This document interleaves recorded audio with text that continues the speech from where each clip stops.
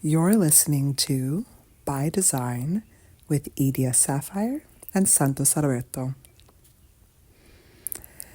So I have been up recording some audios and responses for you for the past couple hours or so, and my stomach has started to growl. And so I'm definitely going to go have breakfast after I record this one. I have been eating this breakfast of ground nuts. Sadhguru actually put me onto it, and he was saying that if you soak ground nuts for about 12 hours, it makes a really full, healthy, complete, nutritious breakfast. You soak them and then you blend them, and depending on how much liquid you add, you can make it like almost a smoothie and make it really, really liquid, or you can make it more like a ground meal paste, almost like oatmeal consistency, and then top it with some fruits like banana, etc. And that it's so healthy, it's so nutritious. And then by soaking the nuts, you really allow your body, it takes away some of the pitta and some of the things in the food that aren't so, and the raw nuts that aren't so great for your body, or make it harder to access different nutrients and digest it. It's just a really, really great meal. So I started eating this for breakfast, and because my diet is open taste, where I try something and I like it and then I just desert out on it, meaning like if you were in the desert and there's only one berry available, you would just eat that berry every single day for every meal until you got tired of it or until that berry was no longer around. That is the taste that I have. So if you have open taste in your design, you may find that you can eat the same thing over and over and over again until your body has just had enough, and then you switch to something else. That's actually correct for you. You're not designed to eat like something new every single day, every single meal. You may find that impacts your digestion. And unfortunately, for whatever reason, organic peanuts, I haven't been able to find them. Organic unsalted peanuts. I usually get them from Natural Grocer, but they're not around now. So I've been in this peanut drought, and I have yet to investigate a great source for organic unsalted peanuts. And so if you know them, send it my way. But in the interim, I luckily had the foresight, because I still have to eat. I tried just not eating breakfast for some days. That doesn't work for my digestion. And so I had the foresight to order some chia seeds. So just yesterday, I started experimenting with this like warm chia seed bowl yesterday I made it with strawberries. Today I made it with peaches and cranberries and stuff. So I'm excited to dive into that after I finish recording this. And Santos has hot thirst, so I strive to make all of our meals warm because he has to have foods that are hot and wet. And yeah, I'm excited to go dive into it. So yeah, that's a little bit about diet and human design. The question today comes from Ju. She says, I'm curious if any human design queen wants to answer this. Let's say a projector, man-gen, generator with 6-2 are all business coaches. How would the strategies to build their offers be different?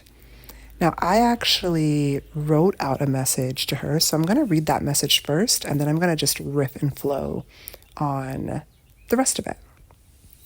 So here's my response. I thought this was a really great question. I said, this is such a great question, Goddess Jew.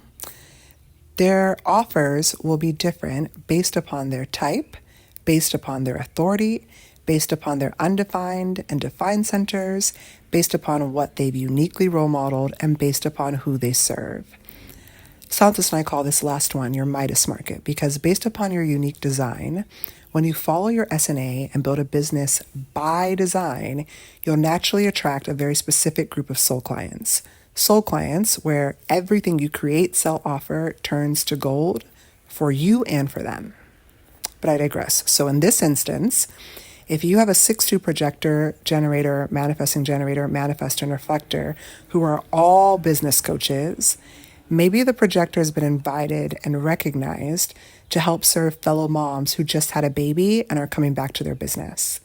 Maybe the generator has people coming towards her to help them successfully scale from 7 figures to 8 figures using YouTube ads.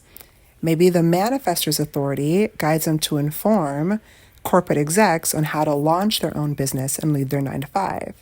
Maybe the reflector's community has initiated and invited her to teach how to build automated systems that help 7-figure entrepreneurs simplify their operations and increase profit. Now, obviously, because it's a 6-2 profile that she's speaking to, they would all need to have role modeled these things first, yes? There are a million facets to business. There are millions of different tribes. This is the beauty of building a business by design, because when you do, it naturally eliminates scarcity and competition. It puts you in a category of one, a league of your own, where you never have to worry about what someone else is doing, or who someone else is working with, or who someone else is attracting, because you have enough self-awareness, self-acceptance, and self-confidence to know that who's correct for you will always find you as long as you show up in alignment with who you are. Someone else shining brightly and playing full out only expands your capacity to show up more fully and play even more, because you're in an abundant orientation rooted in your individuality, your uniqueness, your magic, your gifts. So even if you put out what looks like the exact same offer on the outside, if you're really creating it by design, if you're really doing it through your strategy and authority, it'll actually be totally different from anything else out in the marketplace, because it's unique to you. Because you are the greatest unique selling proposition. You are the differentiating factor. You are the competitive advantage. And this will only become more true as we move closer and closer to 2027. Remember, the prophecy of 2027 in human design is that we're moving into the age of the individual, elevated and supported by the tribe. The way to win, the way to succeed now and in the future is by being yourself, making a full-time living by being the fullest expression of your true self, not by being a copycat, not by being a Build-A-Bear copy of another coach or another healer or another entrepreneur or another online business or another person or another brand, by being authentically you. I know authenticity is a buzzword that's thrown out a lot of times, and everyone kind of like uses that, and they've kind of made it like, they've given it a homogenized definition. Authenticity in human design means that you trust your strategy and authority and the way that you show up and who you serve and how you serve.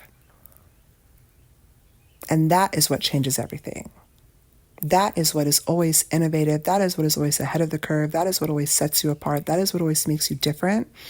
And that's what also makes you a magnet for your Midas market and the people who are correct for you. That's how you get greater freedom. That's how you get greater income. That's how you get greater impact. Making sense? And this will only become more true as we move closer and closer to 2027. All the copycats and imposters will fall to the wayside, and the true individuals supported by their tribe will rise to the top, as the creme de la creme always does. Now, I love that this question came when it did, because just this weekend, Santos and I were talking about how we used to live at this condo on the water in South Texas, and it was right on the bay. And it's a great example of this truth. It speaks to this book called Blue Ocean Strategy, which talks about how do you carve out, it comes from a more corporate lens, but it really speaks to what are the factors in businesses that really, really stand out. It uses examples like Cirque du Soleil, and it says, what are the attributes? What are the key indicators? What are the things that help to ensure that one business stands out and becomes in a category of its own? It sets the mold and becomes the standard that everyone else wants to copy, and it succeeds at the highest level, even in an industry that's quote unquote saturated, or something that people are like, oh, nobody buys this anymore. They use Cirque du Soleil as an example. They were like, how did they literally revive the circus? Like, supposedly circuses were dead, and they've been around since the time of like Barnum and Bailey, and like way back in the day with Hottentot Venus. Like, circuses have been around for forever, and people didn't really go to them, and they're kind of smelly with animals, and it's just like peanuts and stuff all over the place. How did they end up elevating and charging what they charge for circuses and having sold out tickets and sold out shows? Because they had a blue ocean strategy rather than being in a red sea of bloody competition, which the not self is always going to find itself in a red sea of bloody competition where it can't stand out and it's trying to compete and it's got to fight for every scrap and it views everyone else as competition. And what Santos and I were talking about this weekend is about how we used to live on this beautiful condo on the water. And it was gorgeous. It had these like big picture windows where when you looked out through the living room or through the master bedroom, it was like you were sitting right on the water. And when the seasons would change or when the weather would change, like if there was a storm, you could just watch it like almost like you were in a glass bowl, and you could like feel and hear the wind and the energy change, or you could tell it was a windy day outside because you'd see the birds and how they're moving in the resistance of the wind.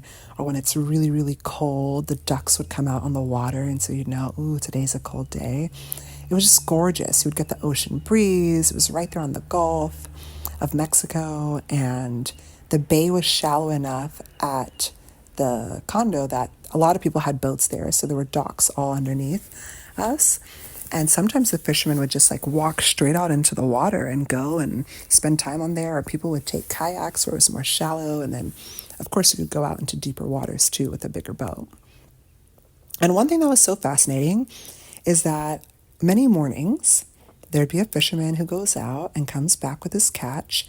And they had this little outdoor station where it was on the docks, and you could come in and you could clean some of your fish or the catch that you brought in, and before taking it inside or taking it into your home. And what was so fascinating for me to watch was the natural laws of blue ocean strategy and the Red Sea of competition play out in front of our face through our like balcony windows.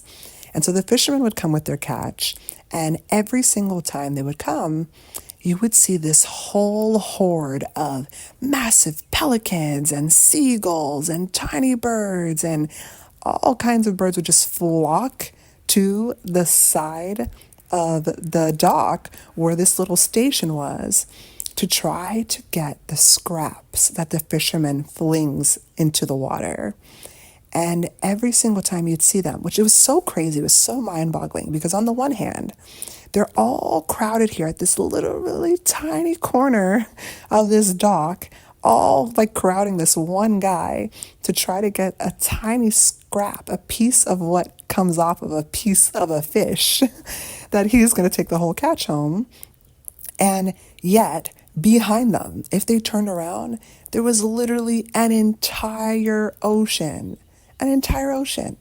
They're built to be able to catch fish and to hunt and to be in the sea. Like, before fishermen were ever in the area, I'm sure that's what they did. And yet, for whatever reason, their primal lizard brains would make them all gather there.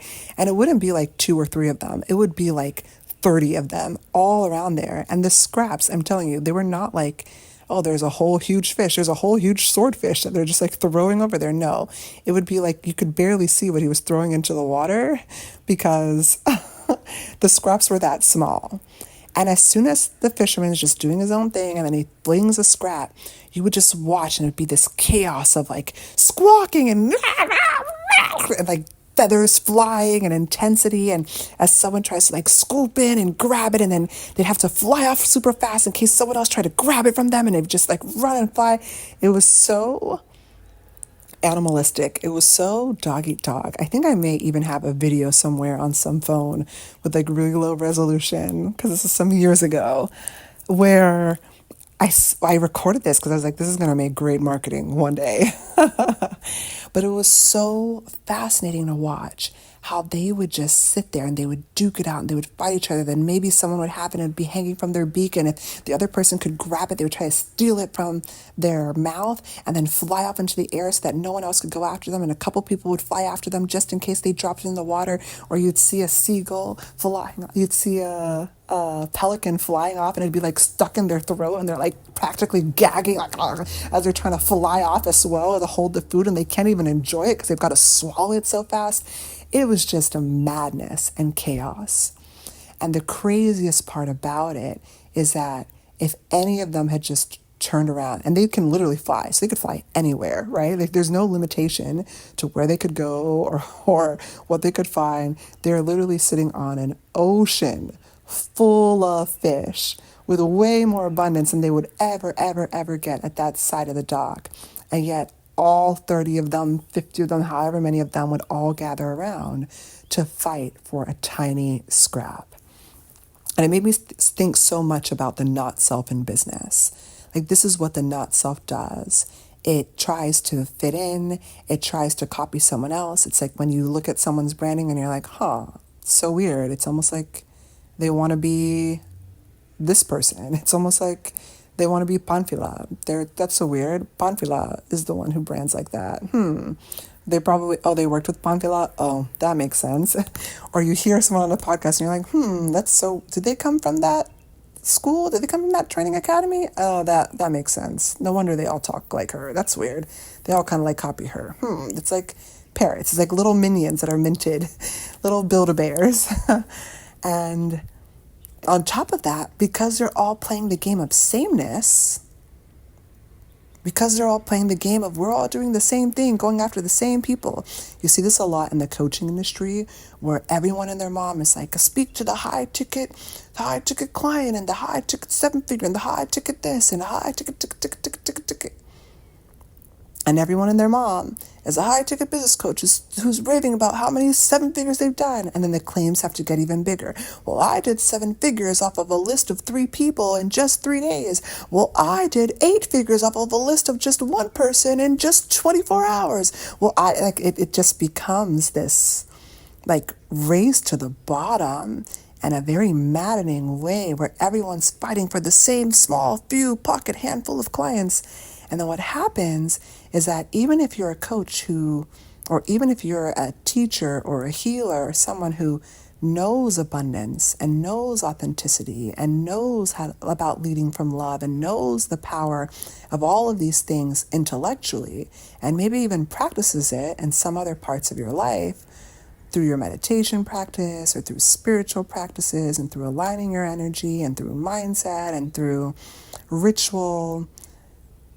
When it comes to business, it's like the not self takes over and like a flip switches and it's like abundance, scarcity, abundance. No, if she wins, then I can win. And if she gets a client, then I can get a client. That's a client that I miss out on. And you can't have that client, even if I don't want to serve that client. And that person can't give you any attention or shine because that takes shine and attention away from me. And then if they grow on the algorithm, then I don't grow on the algorithm. And then they got more engagement than I did. And then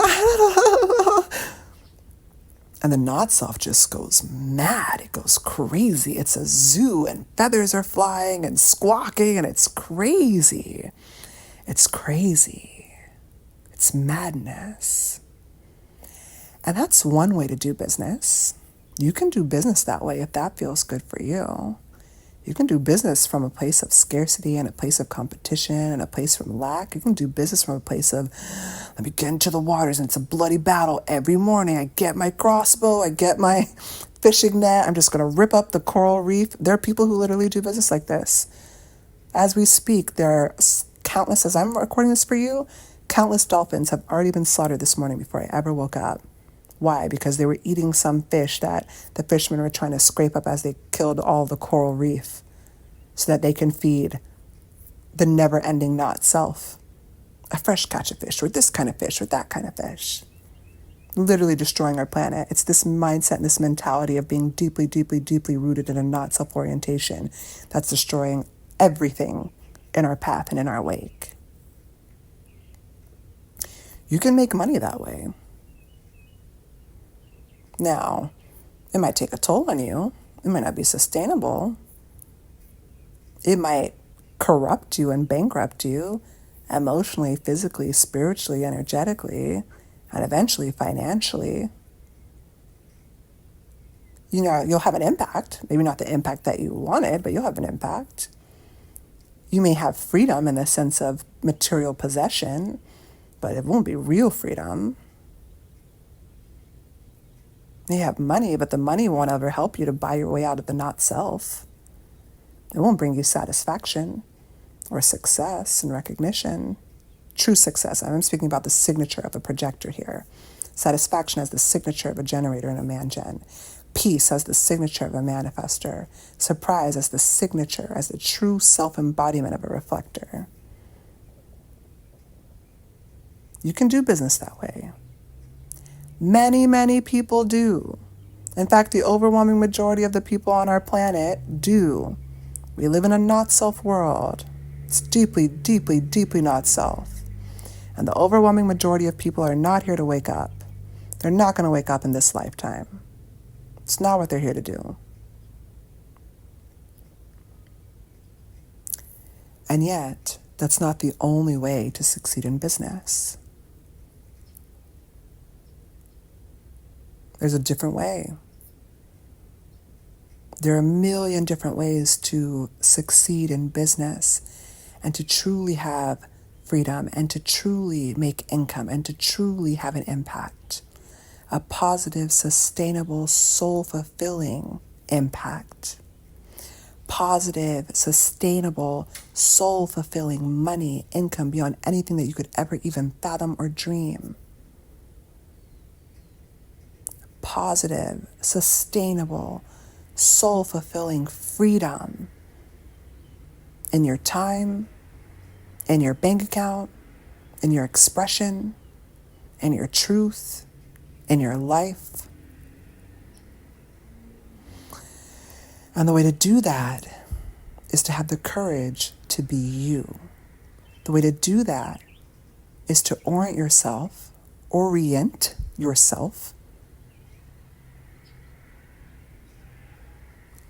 into your true self, to trust your strategy and authority, to follow what's correct for you, knowing that it more than likely won't look like anything else that anyone's doing, and that's okay. That's correct for you, because it puts you into a blue ocean where there is no competition, where there is no scarcity, where there is no fear and lack.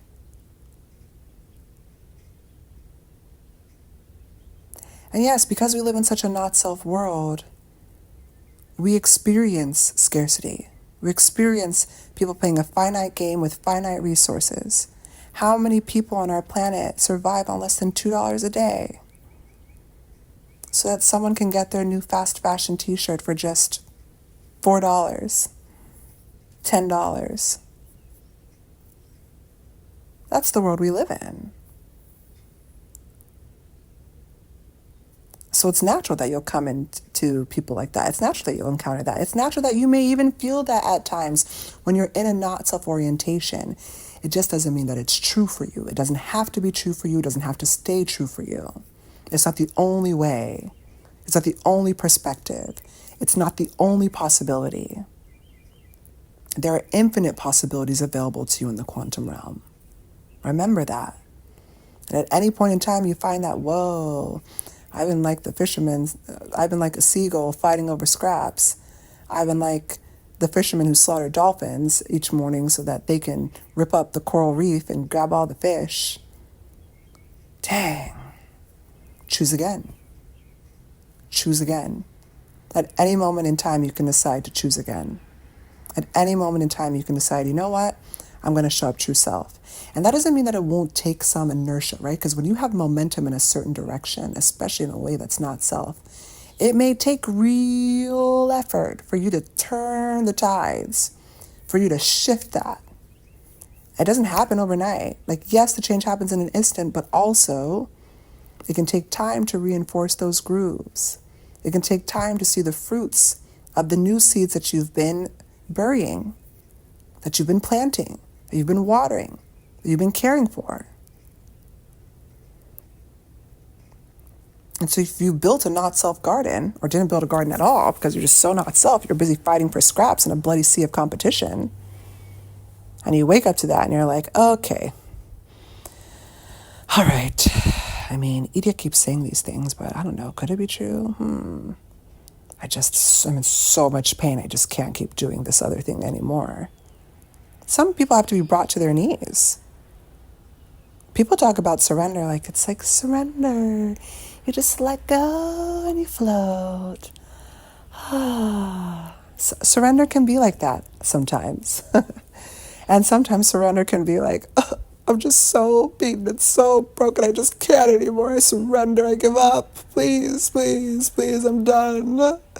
This or death, this or something worse, please. I can't take it anymore. That's surrender too. Doesn't matter how it comes, it's surrender. So you don't judge the quality of how you got there. All that matters is that you got there. You can try something new. Choose again. Test it out. Experiment with it. Human design is called an experiment because you don't have to blindly listen to what I say. I'm not some prophet on some hill. I'm not some cult leader who's like, yes, follow me, believe in me, exalt me. Nope. Exalt yourself. Exalt the divine within you. Follow yourself.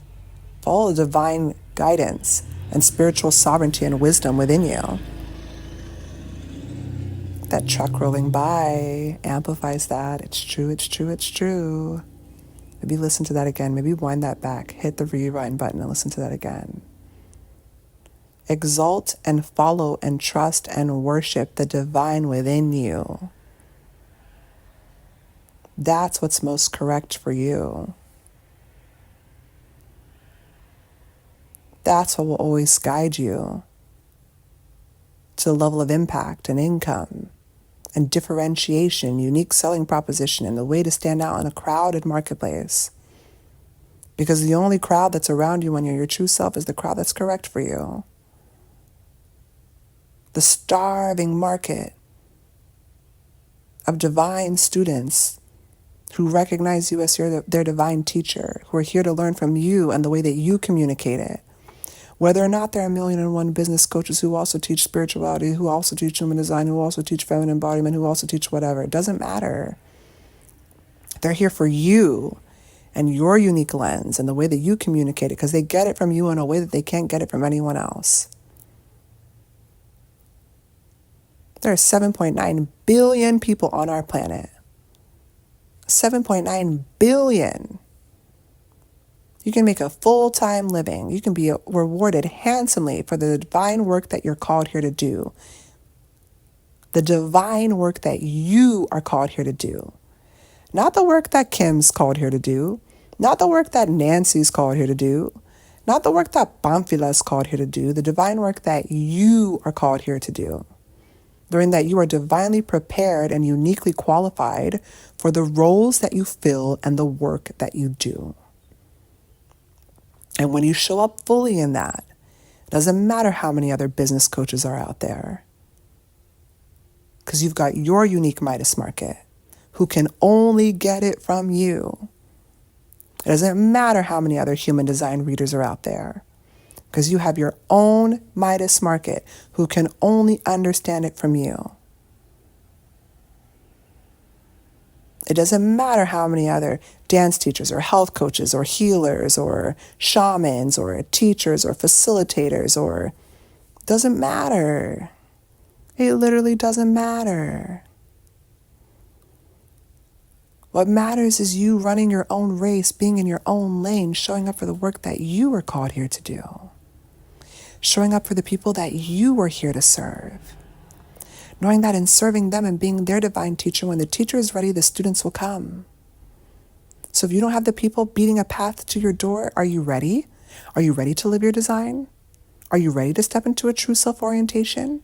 Are you ready to leave behind the not self-homogenized modern world that we live in business, where you're a copycat of someone else, following their plug-and-play templates and trying to be like them? Creating content that makes people cringe because they're like, ooh, I mean, I get what she's trying to do, but she's kind of copying that other person. It's kind of weird. It's kind of off-putting. And not weird in the correct sense. Weird of like following your own path. But it's like, it just comes off awkward. It gives me the ick, as the kids say these days. And then you wonder, why aren't people coming towards me? Why is it, why? I just got to grind it out harder. No, that's not it. That's not it. It can be so much easier if you let it. It can be so much easier the more that you love yourself, the more that you accept yourself, the more that you feel worthy of being divinely compensated for who it is that you are, the more that you recognize and love all the people who come towards you, and you can see it through the lens of the true self instead of the not self who sees everything that it's not, who judges it, who lives in comparison and competition and scarcity and strife and struggle. All of that's a lie. Scarcity is a lie. Struggle is a lie. Even if you have the channel of struggle, channel 2838 in your design, that means that you're designed to know what and who is worth the struggle and what and who is not. Not self-channel of struggle just struggles for struggle's sake. Oh, it's so hard and meh. Okay. Keep struggling if you want to. Is it worth the struggle or is it not? What's always worth it is for you to live your strategy and authority. What's always worth it is for you to show up as the divine teacher for the divine students who are calling you. There are people right now in this very moment who are praying for you, who are going out and hanging out with friends or going on forums or sitting in places or writing in their journal saying, I just wish I had someone like, and it's you, and it's you. And they're waiting for you to wake up to that. And in the meantime, man, some of them are just getting eaten alive by going to all these people who are totally wrong for them. And you don't have to be perfect to do this. Because what most people don't say when they say divine teachers, divine students, is that the divine teacher becomes a divine student. Because your students also teach you. The people you serve also serve you. And not just in how they pay you handsomely, financially, with free testimonials, unsolicited testimonials, case studies, results, accolades, gifts, buying more and more of the things that you, sending people referrals.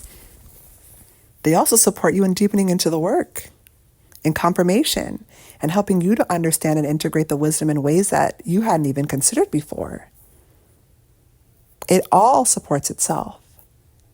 It all takes everything higher. And the sooner you realize, like, I am enough. Wow, Edith keeps saying I am enough. How am I enough? I hear mine say, how am I enough? Wow, Edith says, I am already that which I wish to be. How am I already that which I wish to be? How am I already enough? How am I already that which I wish to be? How am I already enough? Well, I'm enough here and I'm enough there and I'm enough. Well, maybe I might be enough there. I don't know. Maybe, am I enough there?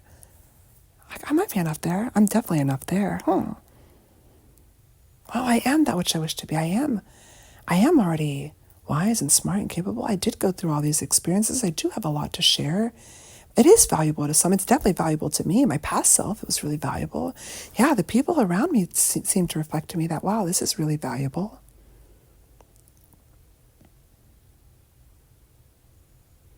And then you show up in the blue ocean.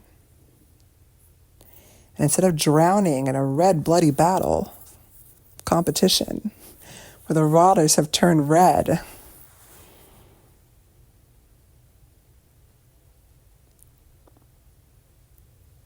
as everyone bleeds out in a race to the bottom, you get to be in a blue ocean. You get to be on a calm, smooth, placid lake. You get to feel so good and feel the breeze and the wind in your hair. You get to feel like, wow, is this what they mean when they say heaven? Is this what they mean when they say peace? Is this what they mean when they say freedom? Is this what they mean when they say impact? Is this what it means to feel successful and recognized? Is this what it means to feel surprise? Wow, I feel so satisfied. And then you get more and more and more and more and more to feel satisfied about. You get more and more and more beautiful divine invitations rooted in recognition to feel successful about. You get more and more and more to feel peaceful about. You get more and more and more that surprises you every day in the best possible way. So you could have the same type and the same profile as someone else. Maybe in some way you also have, this is impossible because human design is all built upon uniqueness. There are no two people who have the exact same design. And even if you have the exact same design down to the millisecond, because birth time matters, even with twins, you're not born at the exact same time. And so at the deeper layers of human design, where you talk about tone, you talk about color, you talk about base, those things can shift by the second, by the minute. Even if you have the exact same design as someone else, your lived experiences are different. The way you integrate not self-conditioning is different. The way you share that in the world is different. The way your strategy and authority guides you is different. You get to own your uniqueness, knowing that when you build a business by design, there is no competition. There's no way you all create the exact same freebie. There's no way you all create the exact same offer. There's no way you all create the same webinar, same container, same service, same product. There's just no way.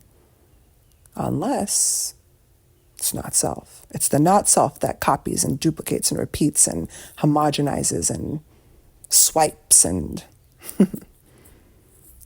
tries to be something it's not, tries to be someone it's not. Your true self, that's art. It's art and it's magic and it's divinity and it's wisdom and it's the living, breathing embodiment of God that you were here to be. The living, breathing embodiment of the divine that you're here to be. The infinite possibility and potential of the truth of who you are, expressed at its highest, fullest, truest expression. That is unique. That is beautiful. That is magic. That is something that cannot be replicated, duplicated, dimmed, ignored. That's your superpower. That's your gift. So I really love this question. No, there's no way that they would be the same. You would create something unique to you. And as long as you trust your strategy and authority and you live your design, you will always be unique. You will always be innovative. You will always be in a league of your own, in a category of one.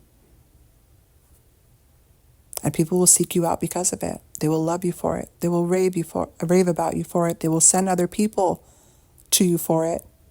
They will refer you for it. They will pay you handsomely for it. They will celebrate you for it. Not just because of the results that you're able to help them achieve in their life, but because of how your embodiment transforms and heals them too. How you become a way shower for them and everyone who comes into contact with you and your work about what's possible for them too. How you open up their minds and crack open their hearts and their souls in the best possible way to be in a true self-orientation, to say, you know what? Wow, I've just experienced magic. I've just experienced art. And it activates the magic and the spark and the spiritual sovereignty and the art within them. That's what you're here to do. That's who you're here to be. You don't have to do more, be more, have more, get a new photo shoot, acquire more skills, get another certification in order to do that. You are already enough. You are already that which you wish to be right now with who you are and what you have. Start with who you are, where you are, with what you have. Own that fully. Trust in what your strategy and authority have been guiding you to do. Suspend the judgment from the not self mind and the external chatter all around you. And just try it. Just test it. Just experiment with it. And when you do and you get phenomenal results, come let me know. Because I love to celebrate you. I love to bond with you and celebrate you and edify you. I love receiving self-celebration. I love receiving brags. I love hearing about all the phenomenal things that you've been able to do and your ahas and your downloads. It just makes me so delighted and so joyful. This is why I record these for you. because I wish someone could have shared this with me. And it is because I had people like my teacher, Barbara, and I had people like Ra, and I had people who just like, share this information. I had really beautiful mentors in the beginning of my journey as an entrepreneur, like Andre Chaperone and Seth Godin, who helped me to understand how to actually market, how to actually show up in a place of service, how to elevate marketing and business to an art form. I'm so incredibly grateful to those people. And so this is me giving back. This is me sharing it with you so that on your journey, you have that and you're able to get there much sooner than I did, with a way less heartache, frustration, health challenge, financial challenge, emotional challenge, and drama and heartache and all the things that I had to survive and thrive and grow through to get to where I am now. May your journey be so much smoother than mine. May it be so much more filled with satisfaction and peace and surprise and success and recognition. May you never have to go through the hardship of sleeping in your car like Santos did and not knowing how you were going to pay for anything, and showering at the rec center in pursuit of your dreams as an entrepreneur. May this support you in shortcutting the path, knowing that it doesn't have to be hard. It doesn't have to be a grind. It doesn't have to be a struggle. It doesn't have to take you the next 10, 20, 30, 40, 50 years. And that when you play an infinite game and you do it in alignment with your strategy and authority, and you do it by design,